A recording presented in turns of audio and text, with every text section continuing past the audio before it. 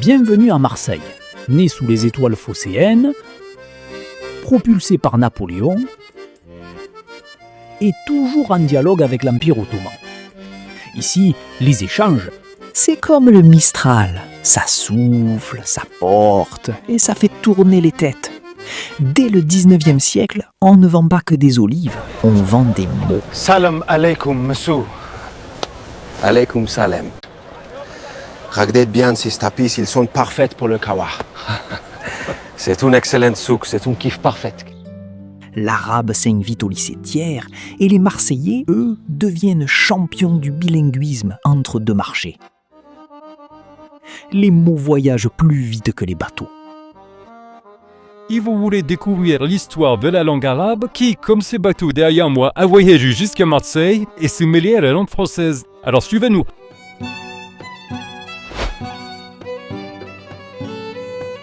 Les racines historiques de l'influence arabe en français. L'arabe est en France depuis des siècles. Il a parcouru le pays, s'est installé dans les villes, les échanges, et c'est pour cela que nous avons choisi Marseille comme point de départ de cette histoire. Une ville cosmopolite, au cœur des cultures. Tout commence au lycée Thiers, à Marseille. C'est un peu le dinosaure des lycées, créé en 1802 par Napoléon lui-même. Oui, le mec n'a pas fait que des guerres. Dans un ancien couvent du XVIIIe siècle. Ambiance, moine reconverti en élève dissipé. Et là, 4 ans après à peine, le lycée n'avait même pas fini de s'installer. Boum, cours d'arabe, en 1806. Napoléon a décidé d'envoyer un professeur d'arabe à cet établissement. Voilà une initiative intéressante. Avec Gabriel Tawil, carrément le traducteur arabe de Napoléon en Égypte. Le gars était tellement important qu'il était mieux payé que les autres profs. Pendant que les autres galéraient avec leurs copies, lui faisait du VIP linguistique. Pourquoi ? Parce que le commerce méditerranéen, mon ami. Soukar signifie sucre. Écoutez la prononciation soukar. Fallait parler arabe pour négocier autre chose que des sardines. Les cours étaient ouverts à tout Marseille. Donc, en théorie, tout le monde pouvait venir. Salam alaikum, messieurs. Si vous voulez apprendre l'arabe, venez, je donne des cours. Anduru ila as-subura. En pratique, disons que ça n'a pas déclenché une ruée digne des soldes. Un petit flop avant l'heure. Mais bon, ça a quand même tenu jusqu'à 1935, avec une petite pause dans les années 1820, probablement pour souffler un peu ou parce que quelqu'un avait oublié les clés de la salle. Alif, ba, ta. Et puis au final, l'arabe et le français, c'est une vieille histoire d'amour linguistique. Algèbre, zénith, chiffres, alcool. Bref, sans l'arabe, on compterait peut-être encore sur nos doigts en regardant les étoiles de travers. Aujourd'hui encore, ça continue au lycée, avec des options arabes. Comme quoi, même 200 ans plus tard, on est toujours en train de réviser. Mais avec un peu plus de wifi. Les bateaux arrivent du Levant, chargés d'épices et d'idées folles. Les marchands arabes nous refilent pas seulement des sacs, mais aussi des mots. Sucre, zéro, alchimie, algèbre. Nous, on était là avec nos chiffres romains tout pourris. Et d'un coup, on pouvait enfin compter correctement. Enfin, quel cadeau! Roland, penses-tu que l'enseignement de l'arabe pose un problème aujourd'hui, étant donné qu'il est souvent négligé, alors qu'il s'intègre déjà dans le langage courant des jeunes? Il y a un problème en France parce que d'après un ancien directeur du ministère de la Culture des langues de France, la langue arabe est la seconde langue parlée en France. Or, c'est la langue la moins enseignée dans le secondaire. Les lycées ont une réticence à enseigner l'arabe. C'est bien souvent les directeurs refusent d'avoir des professeurs d'arabe dans les classes. Et lorsqu'on enseigne l'arabe, c'est facultatif, ça fait pas partie de l'enseignement comme l'anglais ou l'allemand où il y a des horaires. Il faut demander aux élèves, est-ce que vous voulez apprendre l'arabe? Et puis on te le met le mercredi soir après le sport. C'est ridicule. C'est la manière de ne pas enseigner l'arabe. Or, c'est important que cette langue qui est riche du point de vue culturel, qui est riche du point de vue des relations internationales, Eh oh, peu cher! Avant même l'arrivée de toutes ces vagues migratoires, il y avait déjà des intellectuels qui commençaient à ouvrir les yeux. C'est dans ce contexte que Malek Benabi, dès les années 1930, est venu donner des cours d'arabe ici, à Marseille. Imaginez le tableau, un savant algérien qui débarque avec ses livres, qui regarde le vieux port et qui se dit « c'est ici que je vais transmettre le savoir ». Ces travailleurs, ils ne sont pas venus uniquement pour chercher du travail, non! Ils ont apporté avec eux une conscience collective, une belle volonté de s'ouvrir aux autres. Ahlan wa sahlan, mon ami. Merci, c'est un plaisir de te voir. Les flux migratoires et les échanges commerciaux, une langue qui traverse les frontières. L'histoire de l'immigration à Marseille, elle commence pas hier soir après l'apéro, hein. Ça remonte bien avant, dès la colonisation en Algérie. Ces gars-là, ils n'ont pas débarqué les mains dans les poches. Oh non! Ils ont construit les ponts, les routes, les immeubles, tout ce qui fait que Marseille tient encore debout aujourd'hui. Pécaire! Tiens, regarde Notre-Dame de la Garde. Première pierre posée en 1883. Elle est perchée là-haut comme une bonne mère qui surveille ses petits, avec une vue à s'en faire péter les yeux jusqu'à l'horizon. De là, tu vois tout. Le vieux port, la mer et même les Marseillais qui râlent. Et juste à côté du port, il y a la cathédrale de la Major, commencée en 1852. Elle fait la belle près des quais, comme une carte de visite géante. Grâce à cette immigration, on a modernisé les routes, les ponts, les logements. Et aujourd'hui, Marseille s'épanouit. Elle respire, elle vit. Une ville unique, mélange de tout, avec l'accent qui chante et les mains qui parlent plus fort que la bouche. Et puis pendant la guerre, attention les yeux, les Allemands ont occupé Marseille à partir de novembre 1942.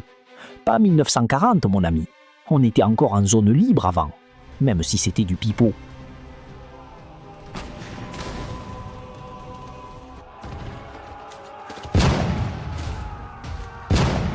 Mais en août 1944, grâce aux soldats de l'armée d'Afrique venus libérer Marseille, beaucoup ont donné leur vie pour que la ville retrouve sa liberté.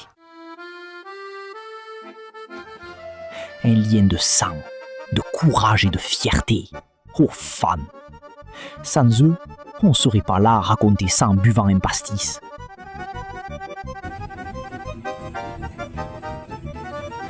Et en plus, ils nous ont apporté la langue arabe.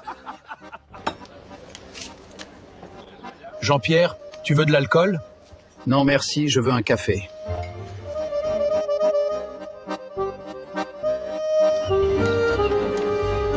Échec et mat! Tu viens de parler en arabe? Chokran. Des mots, des expressions qui sont rentrés dans le parler marseillais comme chez eux. Aujourd'hui, quand tu entends Wallah, Inch'Allah ou un bon Yallah bien placé dans une engueulade sur le vieux port, tu sais, c'est l'âme de Marseille qui parle. Une ville de mélange, de sueur, de rire et de galère. J'ai trouvé du travail sur les docks. Vraiment, que Dieu soit loué. Maman, j'ai faim. Bientôt, mon chéri. Alors, la pescado, yo longo. Pechero, la mar es brava, oui. Y a cada fumo, sempre aquí. Mais toujours vivante. En résumé, sans ces vagues d'immigration, Marseille serait pas Marseille. Ce serait juste un port avec des bateaux et des vieux qui jouent à la pétanque. Zama, tu as gagné.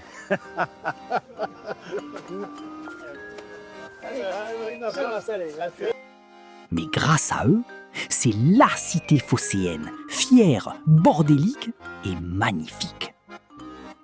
Alors, on trinque à tous ceux qui ont bossé, qui ont combattu et qui ont rendu cette ville unique au monde. Allez, santé!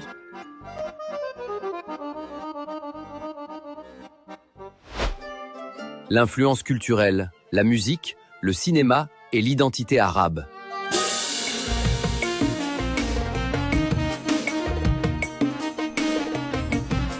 Le rail Il a pris racine à Marseille, peu cher.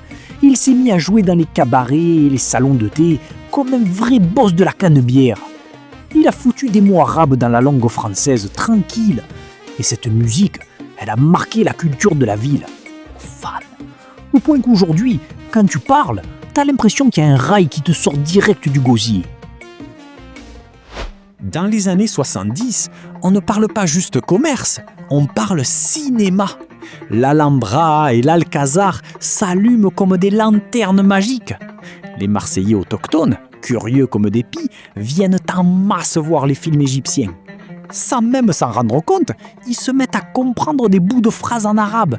Un habibi par-ci, un anabahebak par-là. Ils ressortent du cinéma avec des mots arabes plein la tête, comme s'ils avaient pris un cours sans payer. La culture, c'est comme les calissons. Ça vient du soleil, ça se partage avec le cœur et ça fait des étincelles.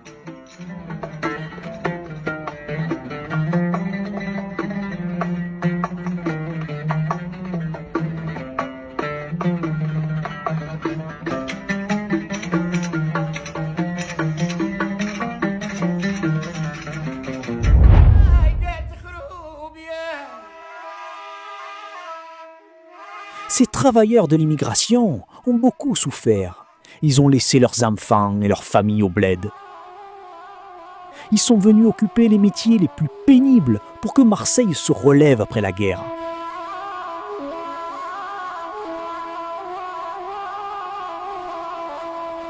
Et comment ils ont été récompensés à l'époque? Malheureusement, ils pratiquaient leur foi dans des lieux de culte délabrés, presque des trous à rats, et vivaient dans des foyers tout aussi modestes. Pourtant, avec Bismillah à chaque repas et le sourire malgré tout, ils trouvaient encore la force d'améliorer leur quotidien et celui de la ville.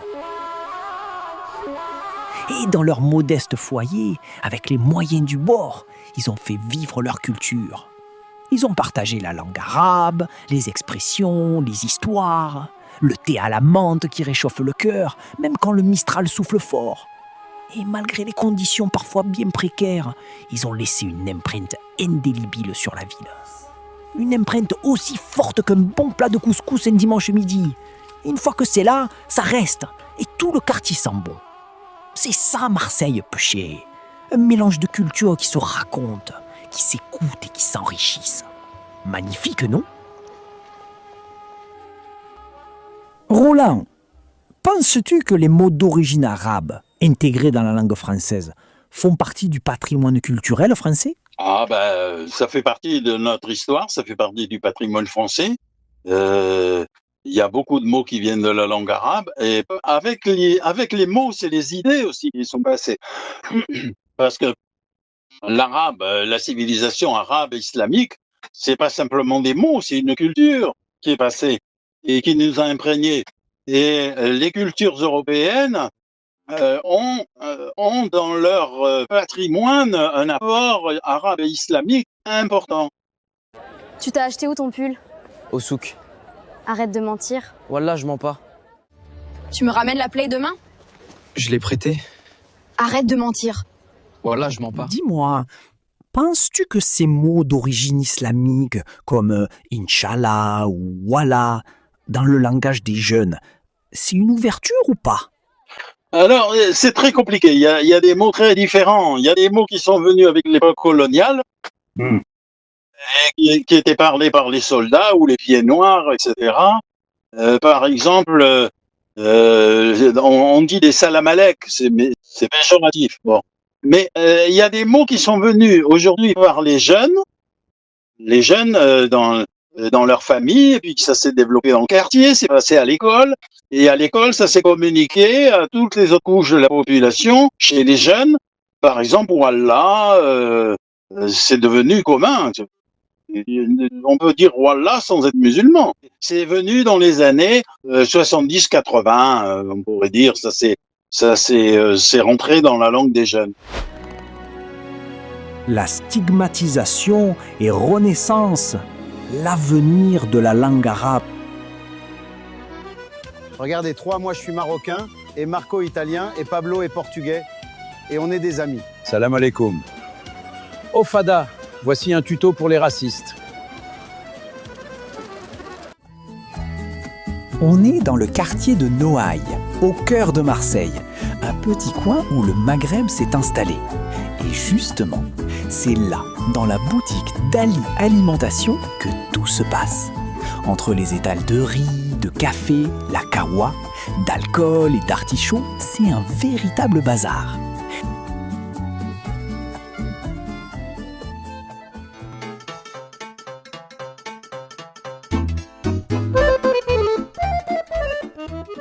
Oh, alimentation! Jean le raciste.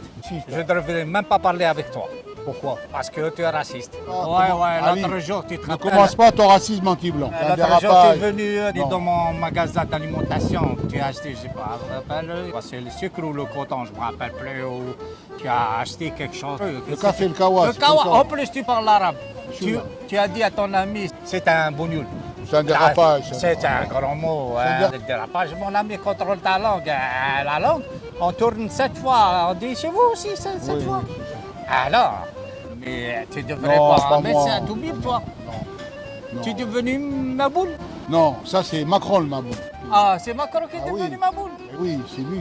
Non. Ah ouais, fais un effort pour ne pas devenir raciste. Non, je parle arabe maintenant. Oh, dis-moi quelques mots en arabe. Wesh, Zarma, Oh. Gaouri, Roumi. Ah, ça y est, ça y est. Tu donnes des cours maintenant. J'ai commencé un catalogue avec les mots que j'entends.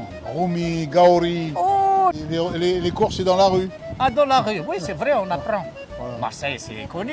Oui, Beaucoup c'est de gens une grande wilaya viennent du d'Algérie. sud, nord, planète, C'est tout. une tchatchouka. Ah, c'est Tchouka, ouais. Ah, oui, Marseille, oui. Vive Marseille, hein. Mais maintenant, tu es moins raciste. Un chouïa. Ah, je suis en plus. Oui. Et qu'est-ce que tu as appris encore, là, des mots en arabe? Inch'Allah. Tu es devenu musulman encore? J'entends beaucoup. Hamdoullah. Encore? Voilà. Alhamdoulilah, très bien. L'arabe, elle est devenue officielle ici en France. Ah bon? Ah ouais. Par qui? Par nous, les Arabes. Ah bon? Mais Nous, on fait un effort pour parler français, tu vois. Moi, je parle français. Ben moi, je parle arabe aussi. Bien, Marseille, on est bien ici à Marseille. Hein. Chacun respecte l'autre. Tahia Marseille. Tahia Marseille. Marseille, c'est notre ville. Hein. Ben oui. C'est notre ville. C'est la donc. 70e wilaya. Ah, wilaya d'Algérie. En plus, tu Ah connais oui, ah oui, l'histoire oui. de l'Algérie Oui, oui, maintenant. on le dit, eh oui. C'est bien, c'est bien. 2 minutes, tu as parlé l'arabe.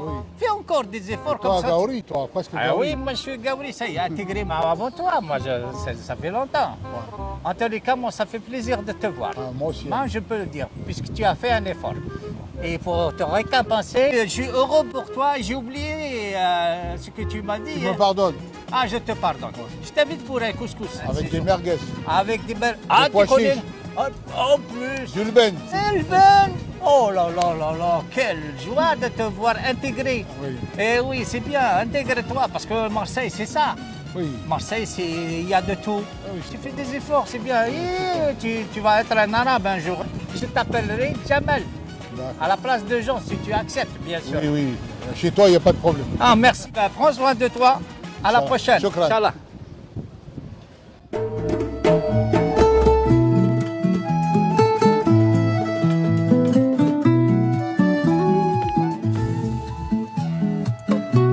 Dans les ruelles de Marseille, le soleil danse sur les quartiers algériens.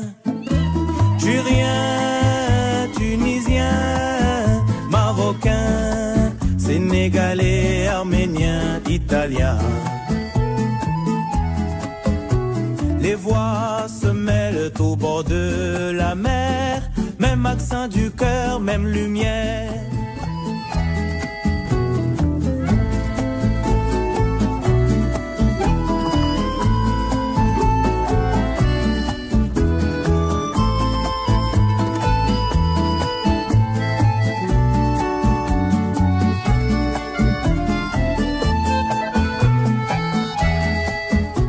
Marseille, la vraie Marseille, la belle, ville du monde au goût de miel, le vieux port brille jusqu'au matin, des milliers d'âmes, un seul destin, un seul destin.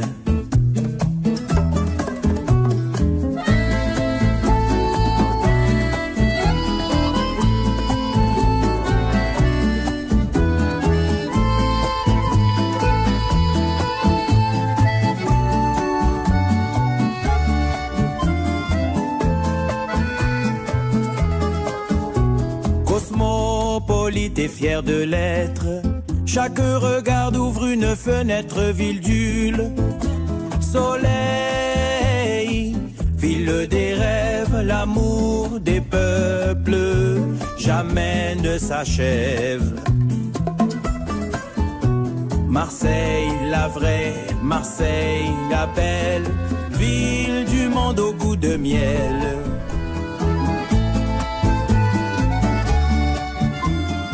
Ici, frère, on vient pas tous du même endroit, mais à Marseille, on finit tous à la même table. C'est ça, Marseille, bébé, que ça te plaise ou pas. On se baladait sur le vieux port, histoire de prendre l'air et de faire chier un peu le monde, quand on s'est dit, allez, on va tester les Marseillais. On sort notre pancarte avec 20 mots bien alignés, sans rien dire sur leur origine. Il faut trouver l'intrus. Faut trouver l'intrus? Ouais, il y a un mot arabe là-dedans, dans les 20 mots. Ok. Attends, là-dedans, il y en a un. Attends, je les lis tous. Hein. Oh my god.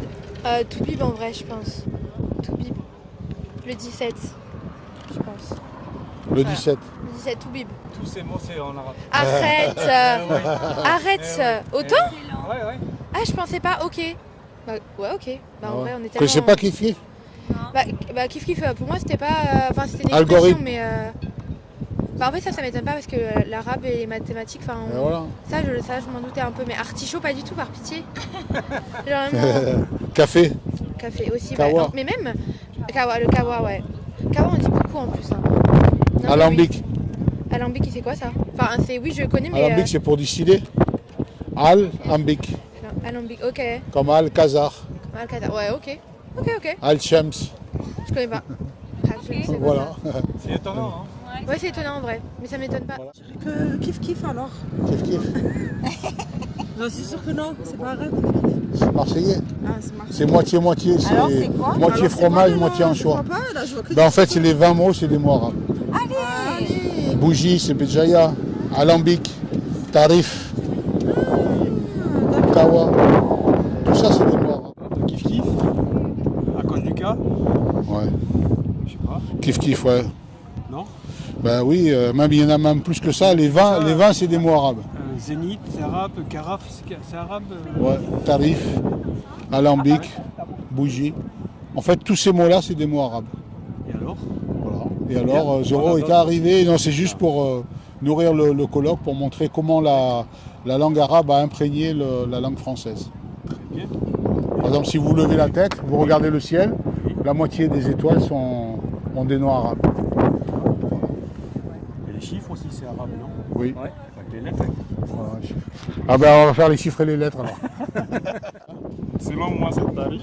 Oui, mais tarif, c'est bien arabe. Hein. Tarif, oui. Oui, tarif, c'est arabe. Hein. Tous ces mots, c'est en arabe. Tous ces mots sont en arabe. Ah ouais. Et il faut trouver un mot arabe. Ouais. C'est marqué Kif Kif. Ouais. C'est pas arabe, Kif Kif. Non. C'est quoi, c'est auvergnat? Kif Kif, c'est. Non, c'est marseillais, Kif Kif. Ah ouais? Moitié-moitié. Toubib ou Jar. Non, mais je suis sûr que c'est. Il a gagné? Non.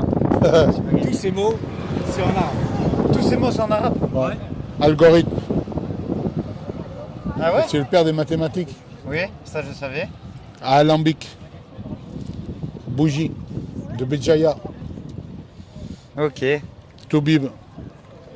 Kif Kif, c'est pas auvergnat, hein, c'est bien arabe. C'est bien arabe, ça veut dire quoi? Hein? Kif Kif. Moitié. Moite-moite. Ouais, moite-moite, ok. Ah ouais, c'est moite-moite. Moitié-moitié, ok. Ben, je me coucherai moins bête ce soir. Voilà, c'est bien. Merci beaucoup à vous. Merci. Alambic. Vous êtes sûr? Ça me parle là. Peut-être tous, non? Je sais pas. Ben oui, tous. Vous avez Voilà. raison. Ouais. Non, vous avez un grand vocabulaire alors. Ouais, ou très peu, comme une enfant. Mais ça serait bien que tout le monde parle arabe, vu que maintenant on rentre dans les boutiques et ça parle arabe, et nous on ne sait pas. Donc on est exclus. Vous parlez arabe, vous? Non? Je suis nulle en langue. Donc en fait, moi quand je rentre dans des boutiques, on ne parle plus en français.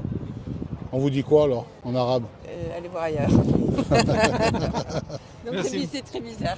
Exactement. Mais c'est une belle langue, mais on n'est pas formé à partager avec tout le monde. En fait. Pour conclure ce documentaire, nous nous rendons dans les quartiers nord de Marseille.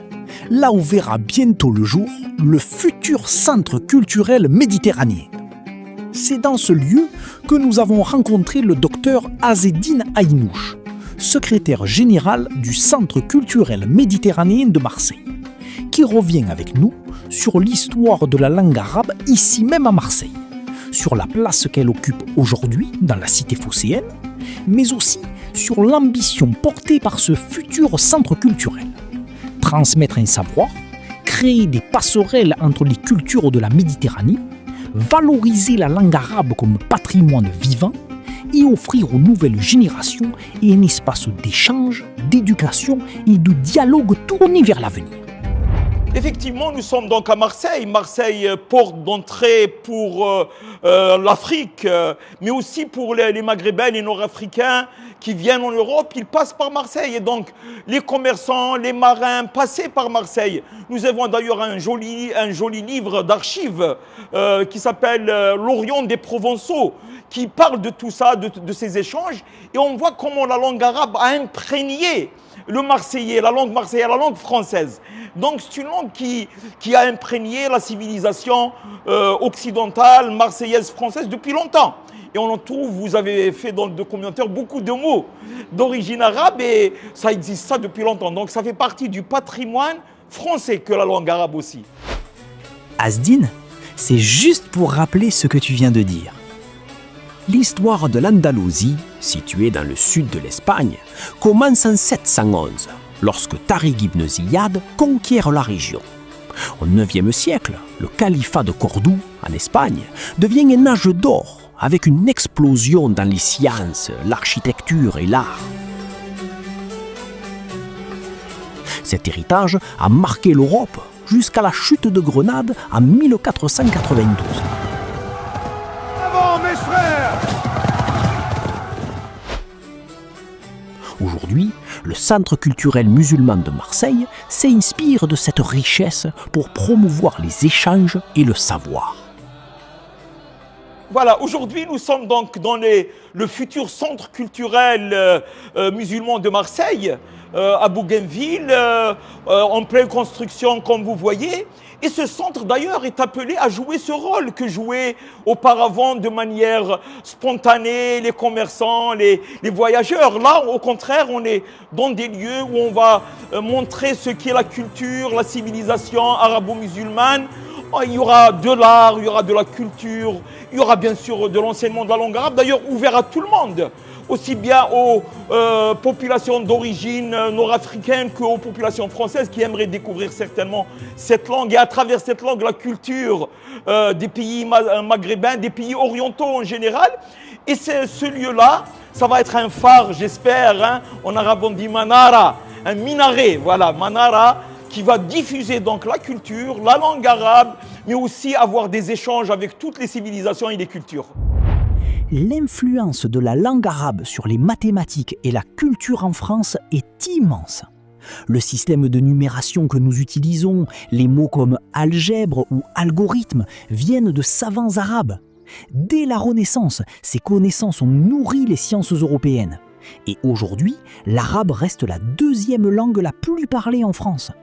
Cette richesse montre que le rejet ou le racisme n'ont pas de sens, car l'arabe est un pilier de notre savoir et de notre culture. Et voilà, le rideau tombe, mes amis. Le documentaire est enfin terminé. Avant tout, je tiens à remercier toutes les personnes qui ont contribué à faire naître ce projet, même celles qui sont venues uniquement pour le couscous. Le lait bain et la climatisation peu chère.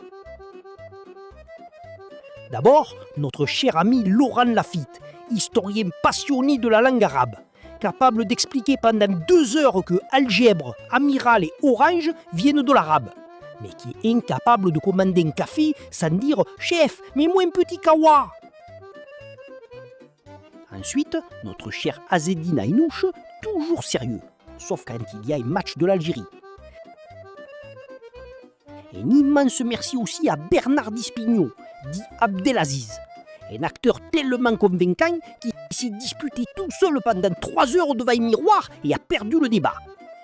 Sans oublier Dean Gallows, scénariste, dialoguiste, monteur, concepteur, cadreur approximatif et spécialiste mondial des scènes tournées avec un doigt devant l'objectif. Merci à Madame Felfel pour son couscous légendaire, capable de réconcilier tous les quartiers, même les voisins qui ne se parlent plus depuis 1998. Et puis il y a Antonio, l'unique pizzaiolo à Marseille capable de préparer une pizza halal aux anchois, harissa et suppléments merguez, sans supplément. Et bien sûr, notre voix marseillaise Jean-Pierre, actuellement en train de charger des cajots au magasin alimentation, tout en expliquant aux clients que c'est lui la véritable star. Et enfin, ce documentaire a été réalisé par Dean Gallows, considéré comme le plus mauvais réalisateur de France, selon CNews, BFM TV, et surtout par la fille de Jean-Marie, qui critique même la météo quand il fait beau. Voilà, c'est tout. Maintenant, vous pouvez poser vos questions difficiles, comme au bac, au réalisateur.